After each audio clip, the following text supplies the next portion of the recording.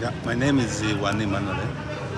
I am the LC5 flag bearer for Marsa District Local Government on NRM ticket.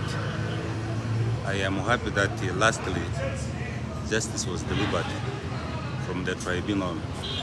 You are aware after announcing our results from the NRM party, my colleague went to petition the results. He sought for justice from the tribunal. Having looked at the issues which he raised, the evidences he put before the tribunal, the legal minds in the tribunal have now realized that there were no substantive evidences to back the allegations he put before the tribunal. And lastly, they delivered their judgment restoring my candidature as the NRM flag bearer for my local government. I am extremely happy that the doubts people had in the thoughts of the individuals who heard about the petition which was raised by the incumbent have now been clarified. I am now ready to face the challenges which are ahead of us. And I am very optimistic that the coming elections I'm going to win it. I am going to have very serious campaigns from the grassroots. We shall use the NRM party structures. We shall use other different stakeholders who are already giving me ideas on how I can bring them on board. I am happy that people who are lenient to NRM and they're ready to work with the NRM have been calling me. They have pledged their support for me, and I believe by January we shall achieve the purpose for which I stood for. Maybe briefly, if you can be able to highlight some of the key issues in your manifesto. I want to bring new ideas. I have been here for the last 19 years as a councillor, as a member of the executive committee, for 10 years as a speaker of the council. The following are the issues I want to bring. One of the issues I want to address to the people of Maracha are the following. One, I want the issue of Maracha to be put first before. When it comes to giving services, I want to encourage our business community. I want to invite them. I want to invite those who have capital, who have companies, and they must begin to give service to our own people. Since 2007, when I was a councillor, I used to see service providers doing works, building classrooms.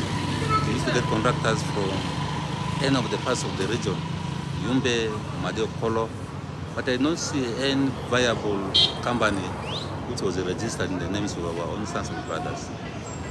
Monies which were meant to build classrooms, health centers, all these other different capital developments, I was seeing them going out.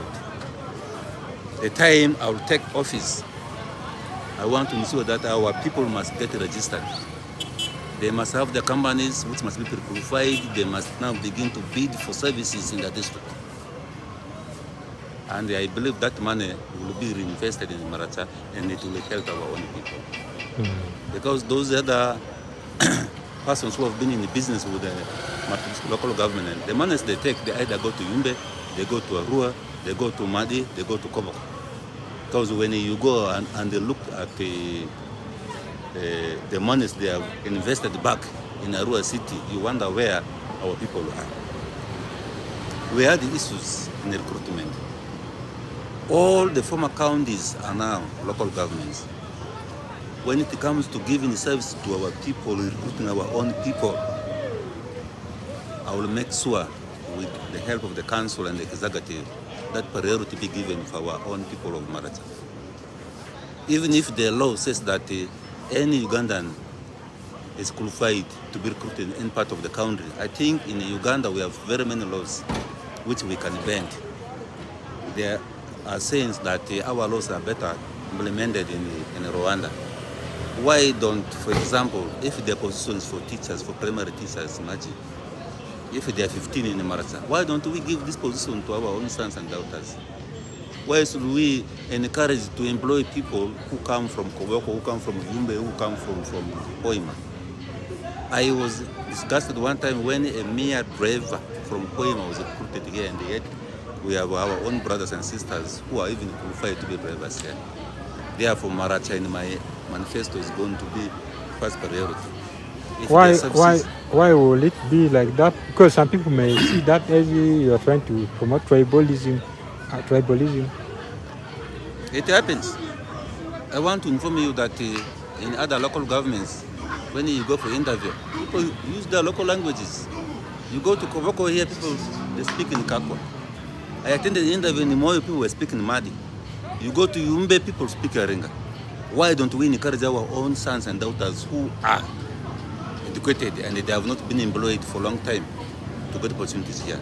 These ones here, we're going to amend them. Even if it will mean to cost my name in the country, I will not matter, as long as my objective will be achieved.